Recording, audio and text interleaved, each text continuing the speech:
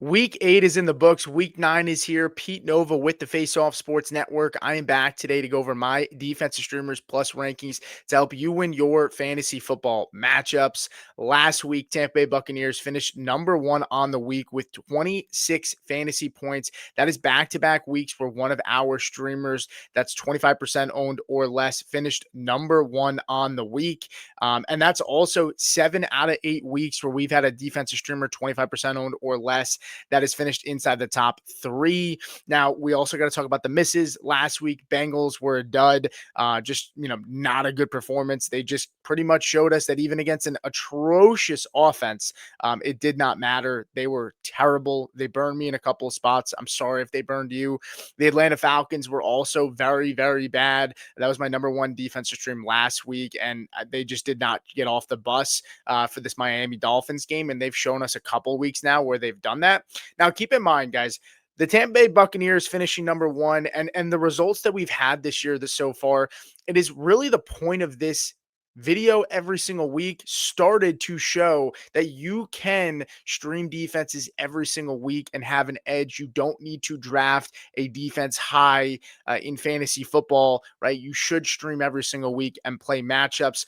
If you look at it, only 3 defenses, Texans, Broncos, and the Lions, that were drafted inside the top 10 are currently top 10 in points per game. It is only those 3. So 30% of those defenses, 3 out of 10 that were drafted, are right now inside the top 10 in points per game. That's why we do this. So just keep that in mind. It's always about the streamers for me. And then in the rankings are secondary, right? I'm not going to be perfect, right? I'm just trying to do my job to give you the analysis and my level of thinking as to why I have these defenses where they do. And also 25% owned or less has always been about making sure that we are giving people in deeper leagues good options, right? And we're digging into those details because, a lot of the good defenses that seem great every single week are not available. So that's the point of this segment.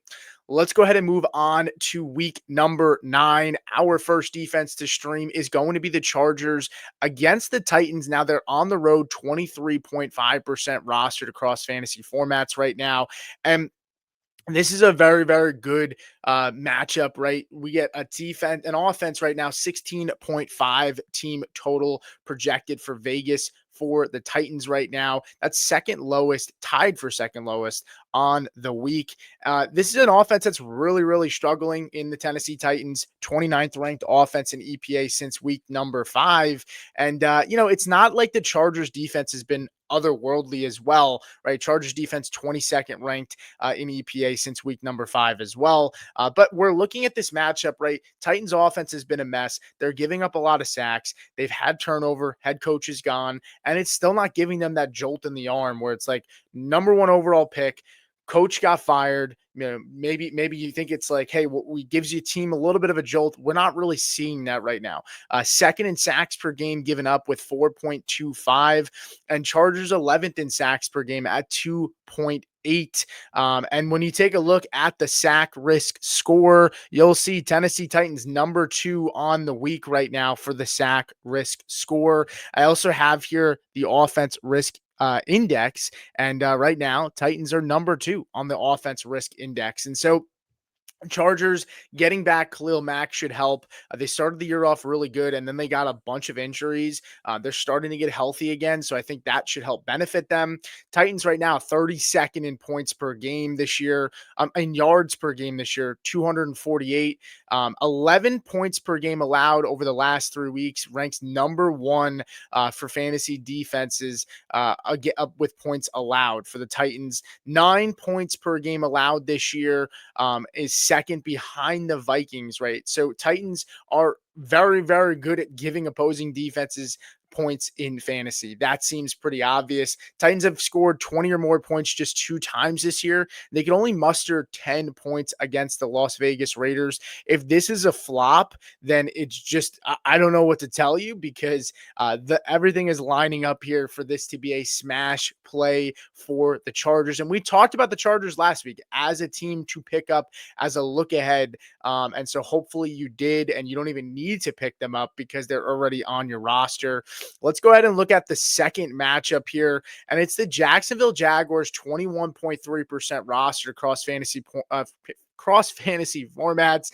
We get an away team here, but a 20.5 team total. And this is tied for the sixth lowest across the NFL right now per Vegas.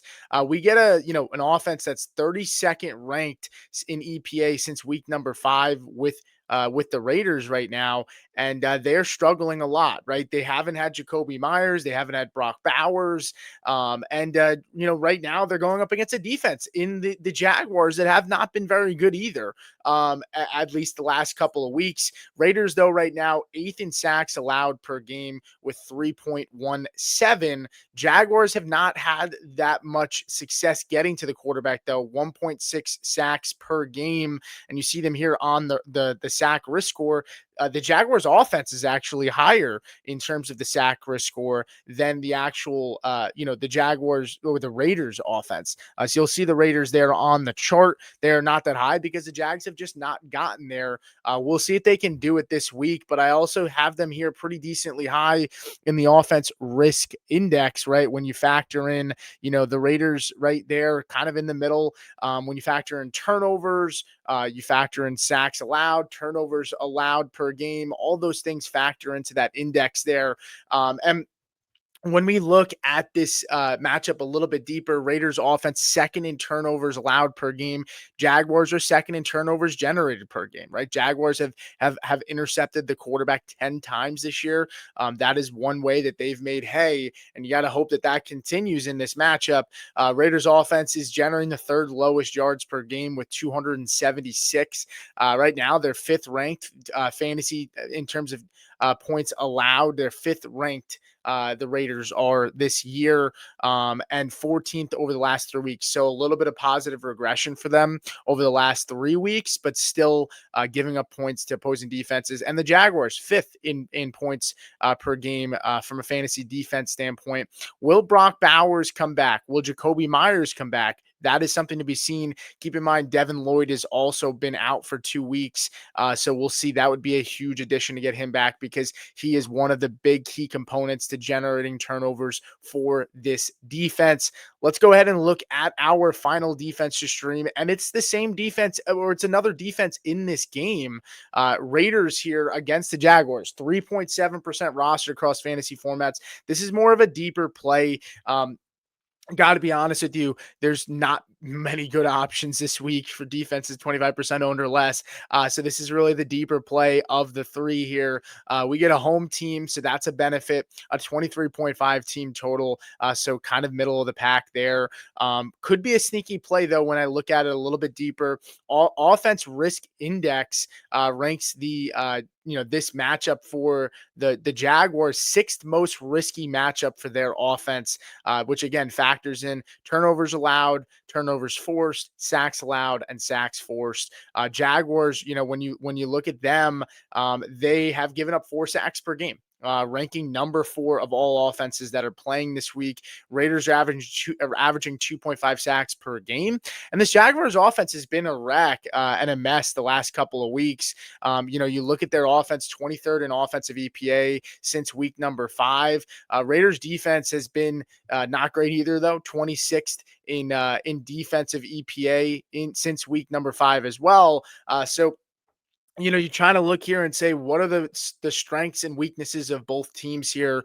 You look at the Raiders, their run defense, 18th in rush EPA. Jaguars rush offense is 16th in rush EPA. So we will see how that matches up. But that's what I'm focusing on is, can they stop the run and force Trevor Lawrence to throw the football? And if Trevor Lawrence is throwing the football, we know he can take sacks and make mistakes. We're just really banking on a sloppy game here. So deeper play. I could also see the Raiders having an awesome game here. I got to be honest. I mean, it can go either way. I don't think the floor is very high for this defense here, but I think the ceiling is pretty high, just given the fact that they are home. BTJ, we don't know if he's going to play right now, and you just factoring in the fact that they've generated a lot of sacks, right? And they've played some sloppy football. Let's go ahead and move over to my full rankings. Tier number one, you have the Los Angeles Rams and the Los Angeles Chargers in this tier. The Chargers and the Rams are really, really good spots this week. Rams right now taking on the New Orleans Saints. Is it going to be Spencer Rattler? Is it going to be Tyler Shuck? I'm not sure who it's going to be, but I want that matchup at home. The fact that they're at home and we don't know who the quarterback is going to be is why I have them here over the Chargers. The fact that it's kind of up in the air, and the fact that they're home is a very, very nice addition.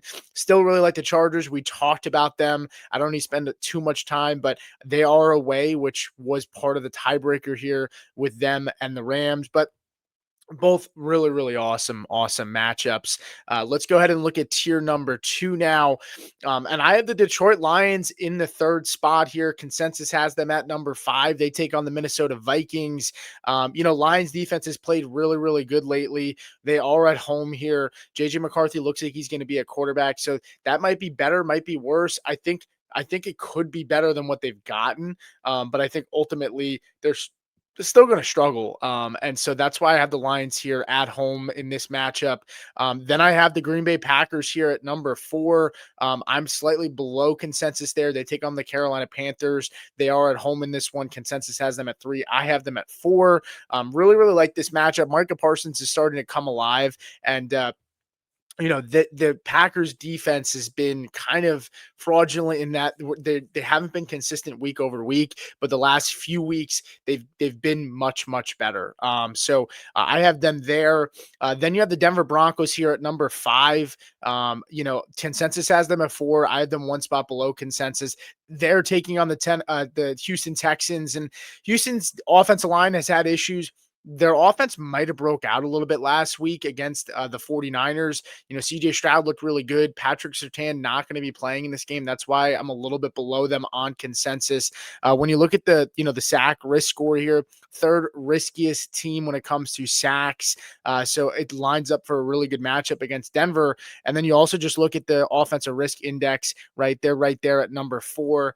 So a really, really solid play for Denver. Again, I just worry a little bit about, is Denver's offense going to struggle against their defense and put their defense in bad spots? We'll see, but also dealing with some injuries with no Patrick Surtain. We'll see if Nico Collins and Christian Kirk come back. If those guys are back, I feel, pretty good about this. If they aren't back, then they might bump up just a tad in the rankings. Let's move over to tier number 3, and you're not going to want to miss the last tier. A little bit of a twist at the end, so stick with us. At number 3 tier here, we have the 6th ranked Patriots. A little bit of tongue twister there. I am in line with consensus there. I have the Patriots at 6, and I also have the Jaguars at 7. Both are in line with consensus. Same spots for both.